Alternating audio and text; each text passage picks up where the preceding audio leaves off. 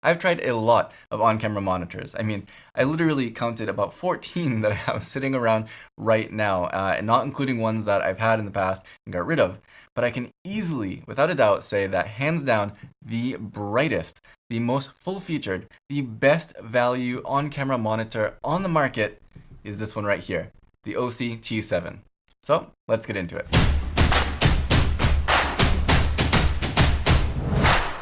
Hey, I'm Scott and welcome to the channel. If you're new here, we do all kinds of tutorials, reviews, unboxings, tests, anything photo and video related. So if you like the content today, please do consider subscribing and hitting that little bell icon to make sure you get notifications when new content is uploaded.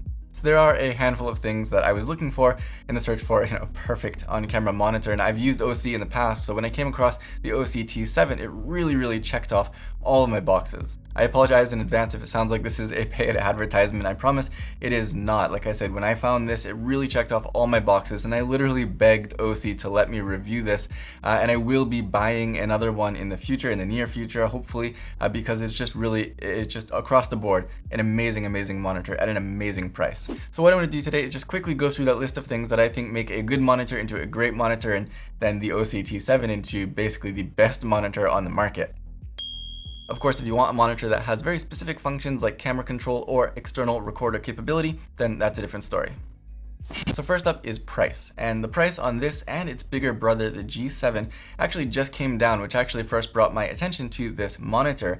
Keep in mind the other monitors that have all that this has, the size, the brightness, the functions, will often cost you double, triple, or even more in some cases. Whether this is your first monitor or you've used a handful of other monitors like I have, I can guarantee you that everything that's built into this monitor is definitely going to be worth the price. The second thing, but honestly not even the second most important thing, is its headline feature, and that's its brightness. Now, anytime that I make a monitor review, the number one comment that I get is it's not bright enough for outdoor use. And yeah, 500 nit monitors are not going to be bright enough to use comfortably in an outdoor setting, but there are a handful of 1000 nit, 2000 nit monitors in the market. The thing is, with a lot of those, you'll either be getting very loud fan noise or you're going to be making a sacrifice somewhere else. The Osee T7 is not 500 nits, it's not 1000 nits, it's not even 2000 nits. This is a 3000 nit monitor. And there's no fan. Now I've had it sitting here at full brightness for probably like an hour or over an hour now, and it's warm, but it's not even close to hot or anything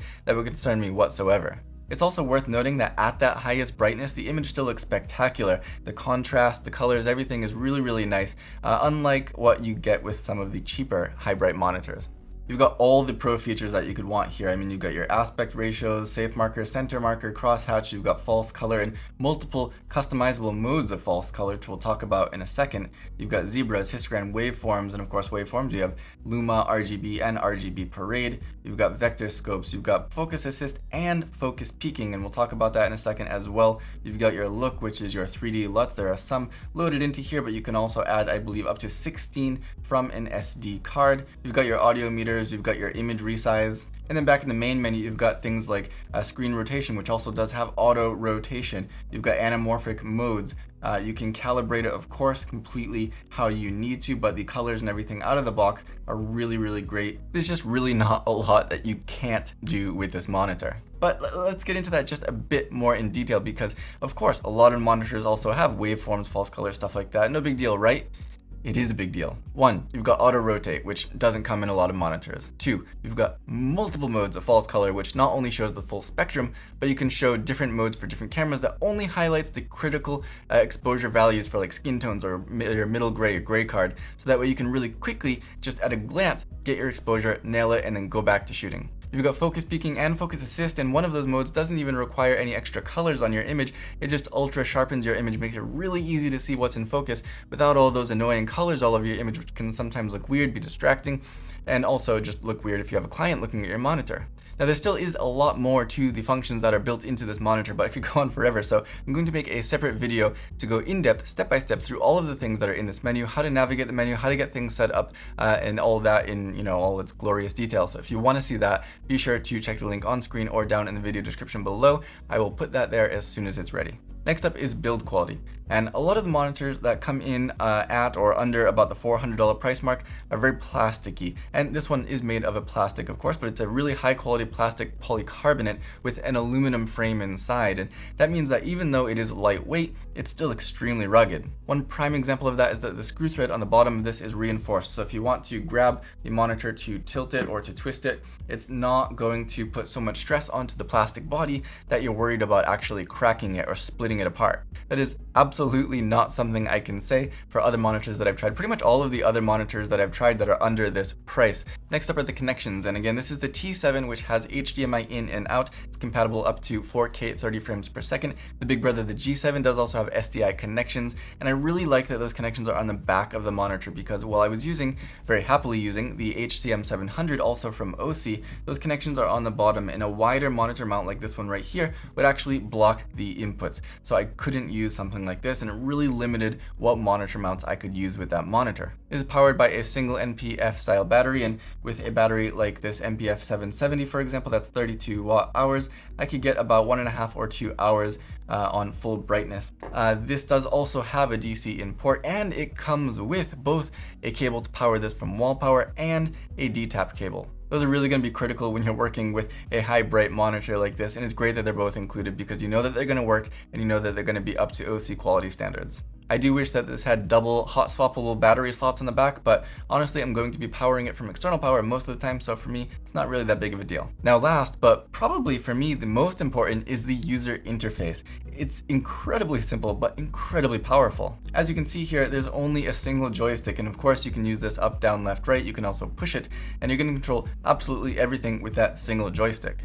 Now, while that does sound limiting, it's actually extremely easy. That's mostly thanks to Osee's user interface, which allows you to set up to 8 custom pages, and each of those pages can have one or multiple custom functions built into them. So you can have different pages for different situations or for different uses. Like for example, I have this page set up just for shooting. It has things like your aspect ratio, center marker, has my focus assist features, and then I can just toggle to the next page, and that's got my exposure tools where I have waveforms, false color, things like that. So I can very quickly, at the push of a single button, go from all of these features, aspect ratios, peaking and things like that, to having both of these functions in one single button push. I mean, you can't do that with any other monitor. Typically what you'll get is 4, maybe 5, sometimes less function buttons, and you have to program those to the things that you use most often, and then you have to remember which button does what, and if you want to turn them on, you have to do it one by one, and then turn them off one by one.